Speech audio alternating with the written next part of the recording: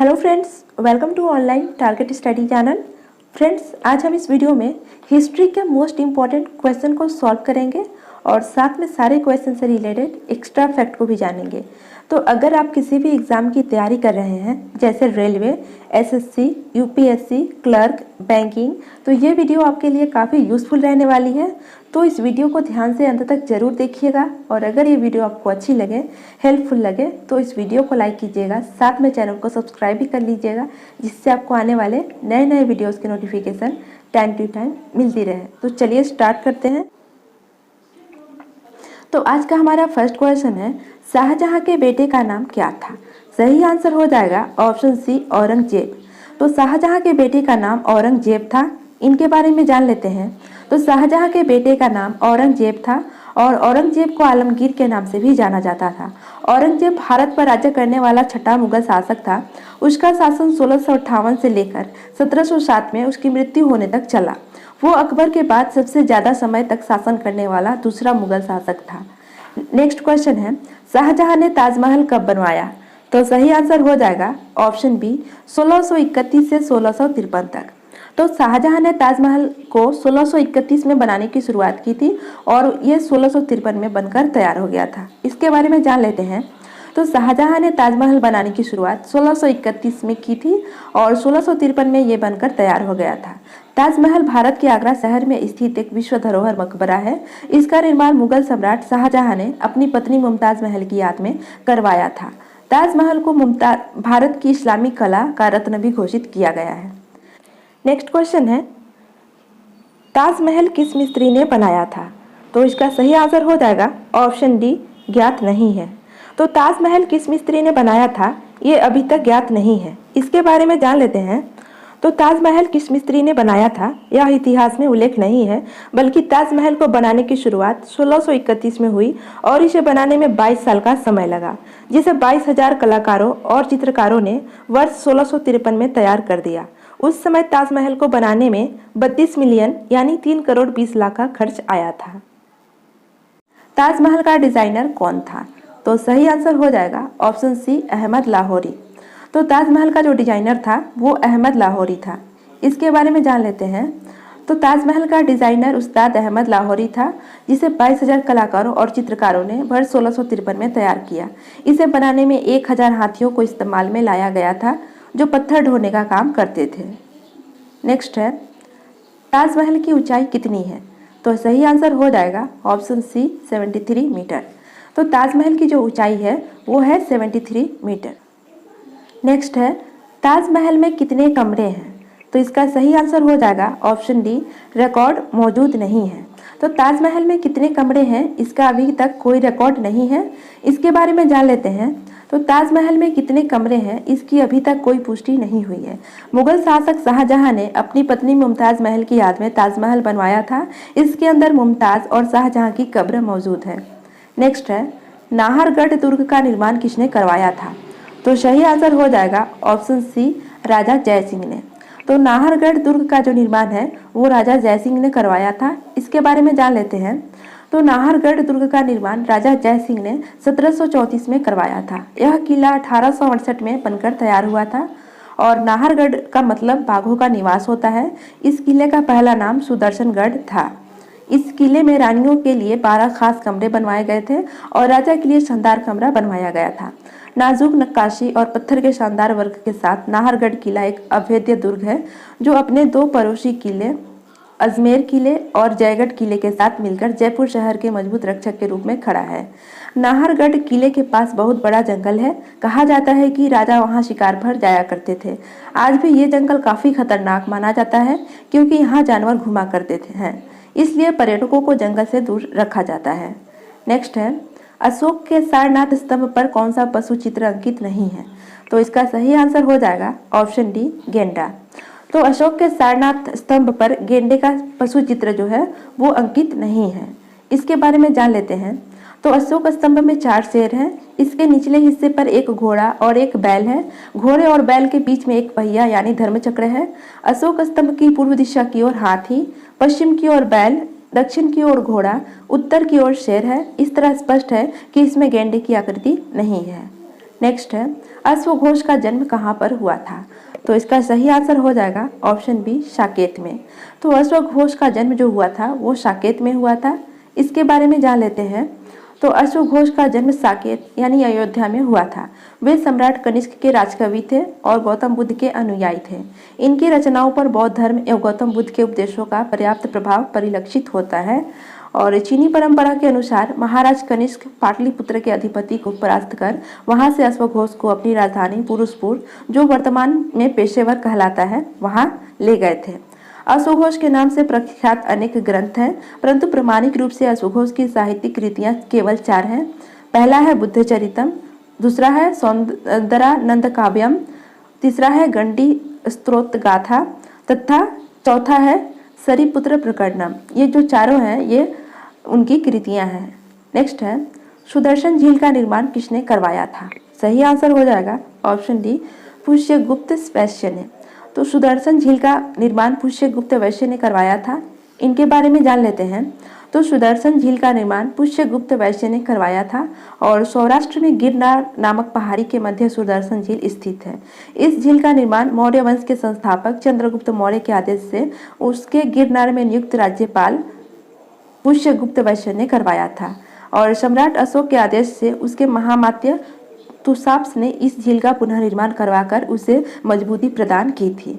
और मौर्योत्तर काल में शक शासक रुद्रदामन के आदेश से सौराष्ट्र के गवर्नर सुकी शाक ने इस झील का पुनर्निर्माण भी करवाया था।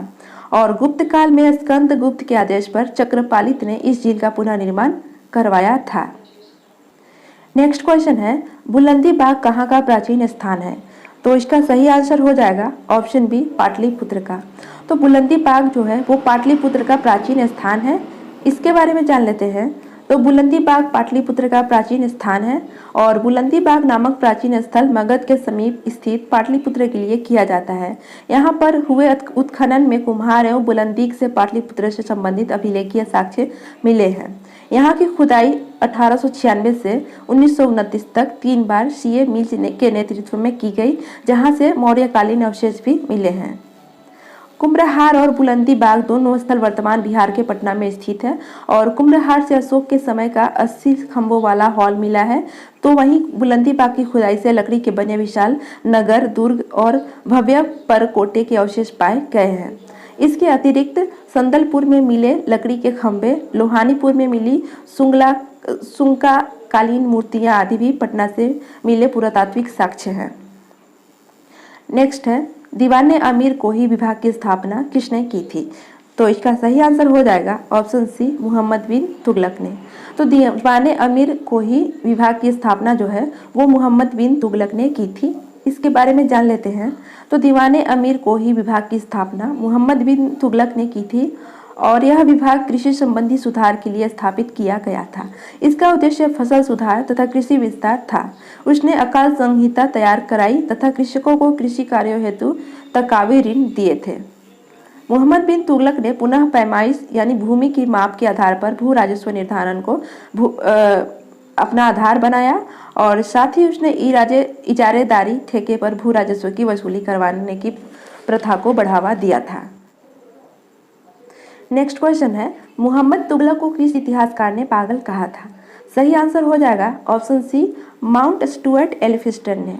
तो मोहम्मद तुगलक को माउंट स्टुअर्ट एल्फिंस्टन ने पागल कहा था। इनके बारे में जान लेते हैं। तो मोहम्मद तुगलक को इतिहासकार माउंट स्टुअर्ट एल्फिंस्टन ने पागल कहा था, जबकि इतिहासकार ईश्वरी प्रसाद ने मनोवैज्ञानिक इतिहास का उपयोग करते हुए यह सिद्ध किया था कि मोहम्मद बिन तुगलक पागल नहीं था। जैसा कि पहली बार एल्फिंस्टन ने कहा था कि वह दिल्ली सल्तनत का सबसे योग्य एवं शिक्षित शासक था। तो वहीं इब्न बतूता का कहना था कि वह अत्यधिक इनाम और दंड देता था। मोहम्मद बिन तुगलक की प्रसिद्धि का प्रमुख कारण था कि इसको विरासत में एक विशाल साम्राज्य प्राप्त हुआ था और सुल्तान मोहम्मद बिन तुगलक स्वयं एक महान योद्धा और सेनापति था, जिसने अपने पिता के काल में अनेक विजय अभियानों का नेतृत्व किया था। इसके बावजूद इसके शासन में अनेक विद्रोह भी हुए और अनेक राज्य स्वतंत्र हो गए। नेक्स्ट है गयासुद्दीन तुगलक का मकबरा कहाँ पर स्थित है? तो सही आंसर हो जाएगा ऑप्शन ए दिल्ली में। तो गयासुद्दीन तुगलक का मकबरा जो है वो दिल्ली में स्थित है। इसके बारे में जान लेते हैं। तो गयासुद्दीन तुगलक का मकबरा तुगलकाबाद दिल्ली में स्थित है और 1325 ईस्वी में बंगाल अभियान से लौटने पर हुए स्वागत समारोह में भवन गिरने से अफगनपुर नामक स्थान पर उसकी तथा उसके छोटे पुत्र की मृत्यु हो गई थी। जबकि इब्न बतूता के अनुसार गयासुद्दीन की हत्या उसके पुत्र जौना खान मोहम्मद बिन तुगलक द्वारा रचे गए षड्यंत्र के माध्यम से की गई थी। और गयासुद्दीन तुगलक गाजी मलिक एक महत्वाकांक्षी शासक था जिसने सुदूर दक्षिण तक सल्तनत पर प्रत्यक्ष नियंत्रण स्थापित किया था। गयासुद्दीन तुगलक ने के पुत्र जौना खान ने दक्षिणी अभियानों का नेतृत्व किया था और राजमुंदरी अभिलेख में उसे दुनिया का खान कहा गया है। नेक्स्ट है, गयासुद्दीन तुगलक की मृत्यु कैसे हुई? इसका सही आंसर हो जाएगा ऑप्शन ए, भवन गिरने से। तो गयासुद्दीन तुगलक की मृत्यु जो है वो भवन गिरने से हुई थी। इसके बारे में जान लेते हैं। तो गयासुद्दीन तुगलक की मृत्यु 1325 में बंगाल अभियान से लौटते हुए स्वागत समारोह में भवन के गिरने से हुई थी और अफगनपुर नामक स्थान पर उसकी और उसके छोटे पुत्र दोनों की मृत्यु एक साथ हो गई। और गयासुद्दीन तुगलक का मकबरा तुगलकाबाद में स्थित है और गयासुद्दीन तुगलक गाजी मलिक ने अपनी योग्यता और शक्ति के बल पर सत्ता पर अधिकार किया था। नेक्स्ट है, अलाई दरवाज़ा किसका मुख्य द्वार है? तो इसका सही आंसर हो जाएगा ऑप्शन ए, कुतुब मीनार का।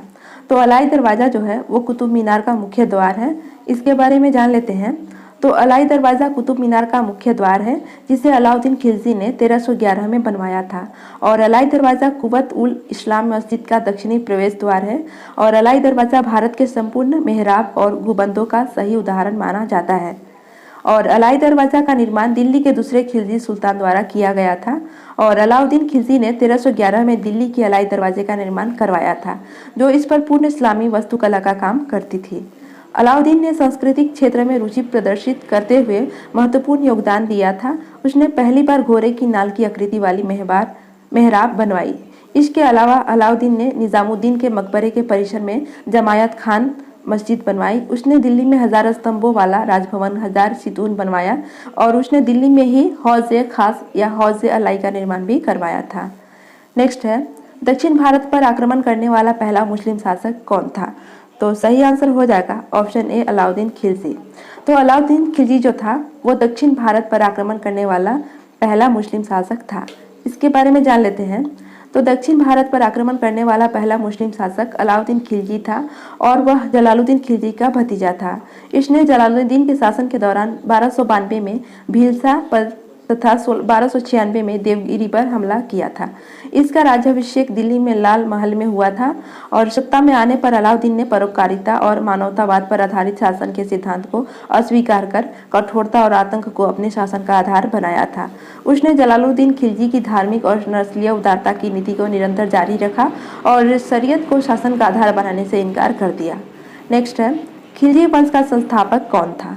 तो सही आंसर हो जाएगा ऑप्शन डी, जलालुद्दीन फिरोज खिलजी। तो खिलजी वंश का जो संस्थापक था वो था जलालुद्दीन फिरोज खिलजी। इसके बारे में जान लेते हैं। तो खिलजी वंश का संस्थापक जलालुद्दीन फिरोज खिलजी था और 13 जून 1290 में कैकुबाद द्वारा निर्मित किलोखरी महल में इसका राज्यारोहण हुआ था। वह दिल्ली सल्तनत का प्रथम शासक था जिसका हिंदू जनता के प्रति उदार दृष्टिकोण था और जलालुद्दीन खिलजी ने सिर्फ 6 वर्ष तक शासन किया था। उसने सहिष्णुता का व्यवहार करने और कड़ी सजाओं का सहारा न लेने की नीति अपनाकर अमीरों की सद्भावना भी प्राप्त करने की कोशिश की थी। नेक्स्ट है, इंडिया हाउस की स्थापना कब हुई थी? सही आंसर हो जाएगा ऑप्शन सी, 1905 में। तो इंडिया हाउस की जो स्थापना हुई थी वो वर्ष 1905 में हुई थी। इसके बारे में जान लेते हैं। तो श्यामजी कृष्ण वर्मा ने लंदन में इंडिया हाउस की स्थापना वर्ष 1905 में की थी। यह एक अनौपचारिक भारतीय राष्ट्रवादी संस्था थी और श्यामजी कृष्ण वर्मा एक राष्ट्रवादी वकील और पत्रकार तथा Indian home rule society, India house और लंदन के भारतीय समाजशास्त्री के संस्थापक भी थे। इसके अलावा उन्होंने इंग्लैंड में भारतीय स्वतंत्रता संग्राम के लिए आवश्यक समर्थन की स्थापना भी की थी। आज का हमारा अंतिम क्वेश्चन है, स्वाभिमान आंदोलन की शुरुआत किसने की थी? तो सही आंसर हो जाएगा ऑप्शन डी, रामास्वामी नायकर ने। तो स्वाभिमान आंदोलन की जो शुरुआत है वो रामास्वामी नायकर ने की थी। इनके बारे में जान लेते हैं। तो स्वाभिमान आंदोलन की शुरुआत रामास्वामी नायकर ने की थी और इस आत्मसम्मान आंदोलन की शुरुआत 1925 में रामास्वामी नायकर के द्वारा हुई थी जो पेरियार के नाम से प्रसिद्ध है। और आत्मसम्मान आंदोलन का उद्देश्य धर्म, जाति और पुरोहितवाद के विरुद्ध समाज में लोक चेतना लाना था। तो फ्रेंड्स, आई होप ये वीडियो आपको अच्छी लगी होगी। अगर ये वीडियो आपको अच्छी लगी है तो वीडियो को लाइक ज़रूर कीजिएगा और अपने व्हाट्सएप ग्रुप में शेयर भी ज़रूर कीजिएगा। तो आज के लिए इतना ही, नेक्स्ट वीडियो में फिर से मिलेंगे, तब तक के लिए गुड बाय।